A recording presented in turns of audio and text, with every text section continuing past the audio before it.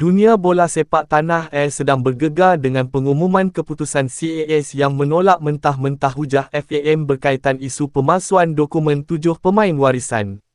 Walaupun ada sedikit ihsan daripada CAS yang mengurangkan hukuman pemain kepada penggantungan perlawanan rasmi sahaja, hakikatnya hukuman FIFA terhadap FAM tetap kekal. Mungkin kerana tiada manis-manis atau berita gembira yang boleh dicanangkan, maka lidah FAM menjadi kelu. Apabila segala alasan teknikal berkaitan status pemain warisan ditolak oleh Mahkamah Tertinggi Sukan Dunia, ia bukan sekadar isu kalah kes, tetapi isu integriti dan maruah badan induk itu sendiri.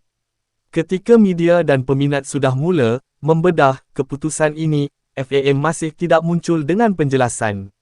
Ini memberi ruang kepada persepsi bahawa badan induk itu sudah pasrah dan mengakui kesalahan ini. Peminat mahu tahu siapa yang bertanggungjawab di sebalik proses dokumentasi yang sehingga dituduh palsu FIFA dan tuduhan itu dikekalkan oleh CAS. Adakah akan ada kepala yang jatuh, atau isu ini akan disapu ke bawah kapet? Keputusan CAS ini adalah satu tamparan hebat.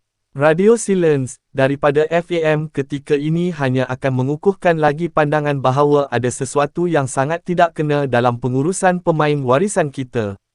Peminat tidak mahu mendengar alasan lagi, mereka mahukan kejujuran.